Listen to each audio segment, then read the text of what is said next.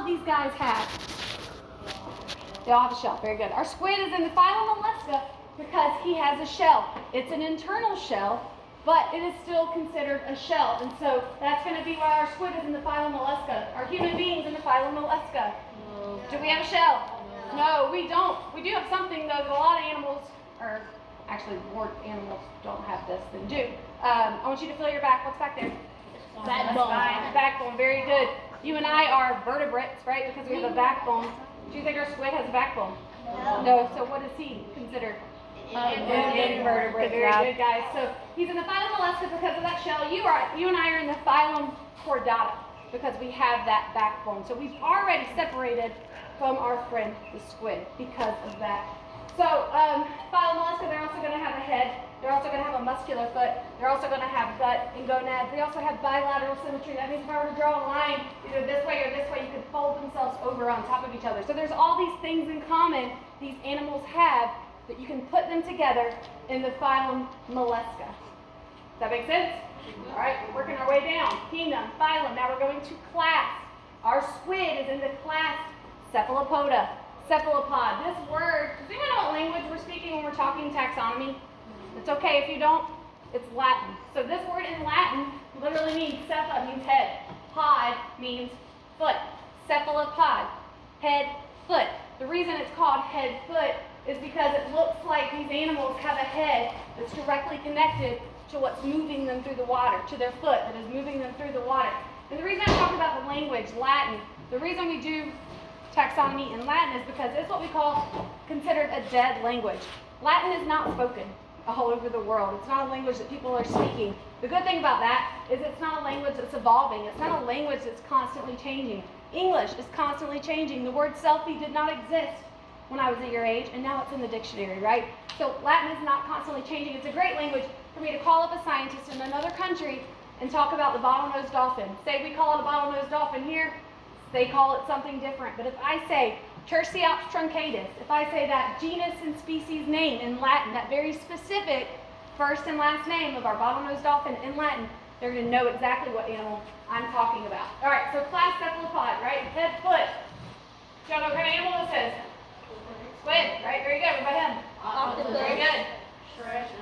So this, without this shell, would look like a shrimp. It's called a chambered nautilus. These animals are very, very endangered.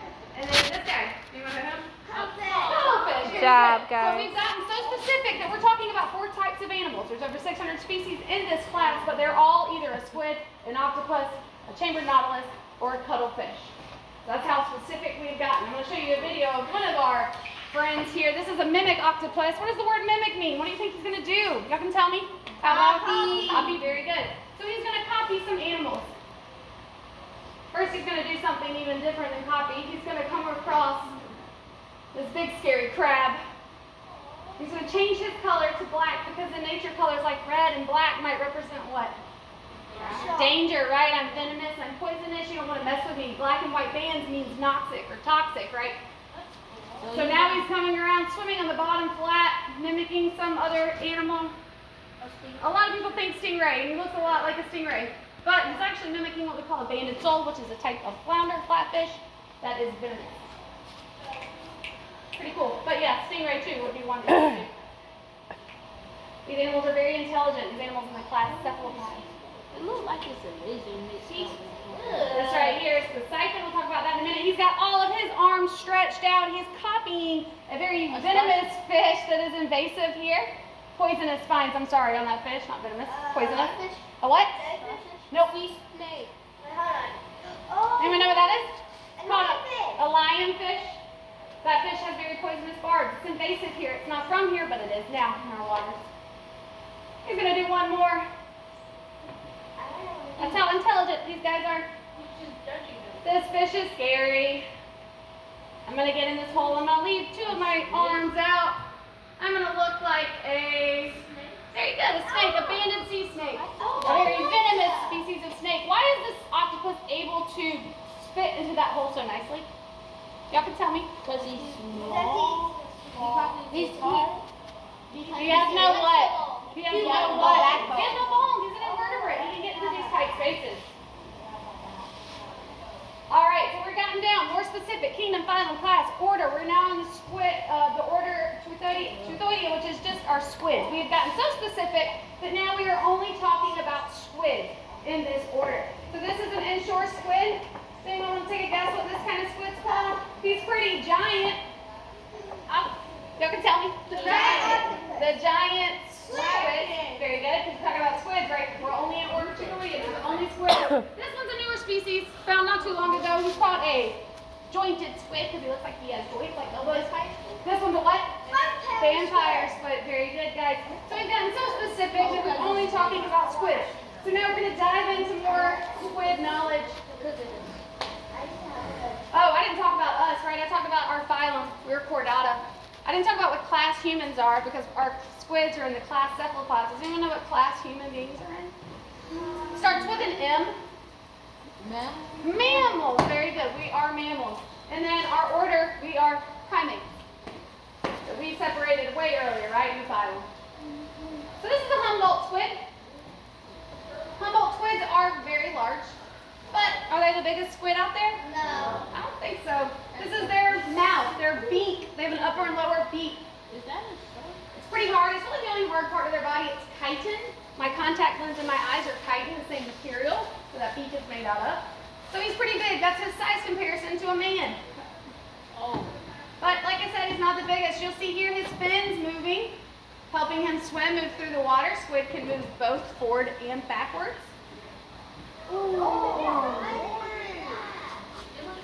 That's really What's he doing right here? You guys made me eat, right, off of Finding Nemo. So he's throwing ink out. Think of like a ninja throwing a smoke bomb, trying to get away from a predator. He's going to spray ink in a predator's face so he can get away very quickly. Yeah. Yeah, so that's what they would do. They would spray it and then they zoom off backwards. When they're trying to get away from something quick, they swim backwards. All right, so we're going to talk about the two biggest that we know of today. Could be bigger, right? That'd be pretty cool. But the giant squid and the colossal squid. Raise your hand if you think the giant squid is bigger than the colossal squid. It's okay if you don't know. That's what we're guessing. Raise your hand if you think the colossal squid is bigger than the giant squid. You would be correct. The colossal squid is a little bit bigger than the giant squid. Not by much, but he is just a little bit bigger. This is the colossal squid pulled up in a net. The colossal squid has never been seen alive. So this guy was dead when they pulled him up. So he's never been seen alive swimming around in its natural environment or alive just out of that natural environment. So this is that size for that colossal squid. So this is how they compare to like a school bus, right? London bus, 10 to 12 meters, school bus, 10 to 12 meters in length. Sperm whale, 15 meters. The giant squid is 13 meters in length, almost the same as the sperm whale. The colossal squid is the exact same length as the sperm whale. He's got the giant squid feet by 2 meters, but the giant squid's arms and tentacles are a little bit longer, but he's still not as big, not as long, and as wide as our colossal squid. Why do you think, and it's not just for size, there's another reason we have the sperm whale up here. Yeah, who does he eat? Squids. He eats one of these squids. He comes in contact with one of these squids, and it's going to be the giant squid. And I'll tell you the evidence that how we know that in just a second. So these are going to be their suckers on their arms, right? The suckers of the giant squid and colossal squid. So the colossal squid, on his sucker, he's going to have one big hook and then two smaller hooks right here. The giant squid is serrated all the way around that sucker on their arms. So that's how you can tell the difference between the two. Colossal, one big hook, giant squid, serrated, sharp edges all the way around. So this is a 3D electron microscope image of one of them. Whose is it going to be? Giant. Giant, very good, because it's serrated all the way around. What about that one? Colossal, right, with that big old hook. Very good. All right, this is how we know about the sperm whale and the giant squid. This is a piece of sperm whale skin, and on the skin you see what? You see giant squid marks. You see the sucker marks from the giant squid, and we know it's the giant squid because you can see there's little holes in here, right? That's the serrations from where the suckers got him. If it was a colossal squid, you'd see big hook marks in there. So we do know that the sperm whale and the giant squid do get in fights. Who's eating who, do you think? Colossal squid. Sperm whale is going to be eating the giant squid. The giant squid is not really going to be messing with the sperm whale too much. The only reason he would be is trying to get away. So the sperm whale is going to be trying to eat the giant squid.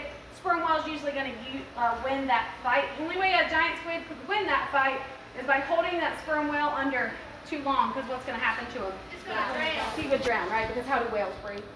Not air. They breathe air. They have lungs in their body, right? So they have to be able to come up to the surface to take a breath. The sperm whale is the deepest diving whale, so he's going to be interacting with the giant squid, because think about these animals. They're big. They live very deep in the ocean. They're not going to be living here in our Atlantic Ocean, but in a big ocean. What's the biggest ocean? The Atlantic Ocean. The Pacific Ocean is the largest ocean, so they have something really cool called deep sea gigantism. These animals can get really large because they live deeper down. When you live deep down, you have, in a big ocean, you have more room to grow. Their metabolisms are slower. They live longer, so they grow more slowly, but they can get a lot bigger. So all of these factors factor into them becoming very large. So deep sea gigantism, the sperm whale is the whale that can dive down deep enough to be able to interact with them. This is a little video Squid's massive eye is designed to pick up of the the faintest shadow squid above. and the sperm whale. He knows something is out there.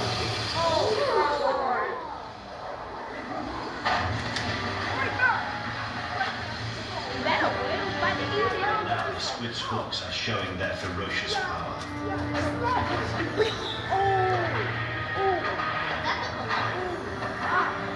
Yeah, they did it wrong, right? It should be serrated, but they have hooks.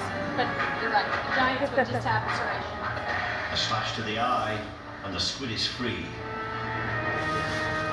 But not for long.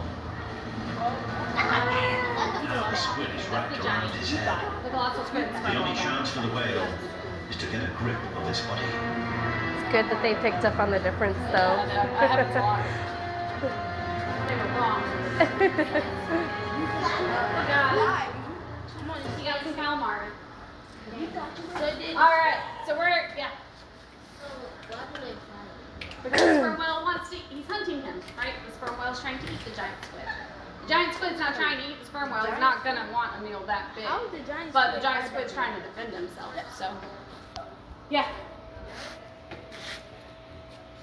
Squeeze got like this pistol in their head, like if you fuck up, they try to like you like this pistol. We'll talk about. Well, we're gonna see what happens because we're gonna open one up. Yeah. There's a giant that has one eye. But from one side of their body, you'll see one. Feel like one side of their body. All right, one more question, and then we gotta continue because I want us to have time. Someone else have one, or you good? Why is the giant squid so big? We're gonna talk about it. So, all of our squids have large eyes, right? But giant squid and colossal squid are big, so their eyes are gonna be a lot larger. So this is a giant squid eye compared to a quarter down here. It's about the size of a basketball. Pretty insane. Then the colossal squid's lens. The lens is the smallest part in the eyeball. You and I have a lens in our eye. It helps us focus light. So, if squids have lens in their eyes, do you think they see very well? They see pretty well. We have a lens, right? We have pretty good vision. This is very important for them because they live in that deep ocean and need to be able to see, have good vision. And so these lenses are going to help them do that. And so the lens is the smallest part in the colossal squid or in any of the squid's eyes. So think about the size of that colossal squid's eye. You see the giant, you know the colossal squid's a little bit larger. So pretty insane. They have a really large eye to body ratio. That means when you compare the size of their eye to the size of their body, their eye is going to take up a large portion of their body size. If you and I, humans, are walking around in the same eye to body ratio as squids, our eyes would be this big on our head. That's how large their eyes are compared to the size of their body. Pretty insane. They need to have really good vision to live in that. I want you guys to remember this picture right here because we're going to talk about it a little later on. That lens. Alright, so this video is the first time a giant squid has ever been seen alive in its natural habitat. We said the colossal squid never has been, but the giant squid has been seen swimming around in its natural environment, in its natural habitat. In terms of scientific research, See the eye, this little thing you see pumping, it looks like a straw, it's called siphon. So what they have is a ball that's giving off light, acting like a jellyfish, right? And so the squid would be coming in looking for food, but he's not looking for the jelly, he's actually looking for something that would be coming in to eat the jelly. So kind of a third tier on the food web. They're seeing this for the first time.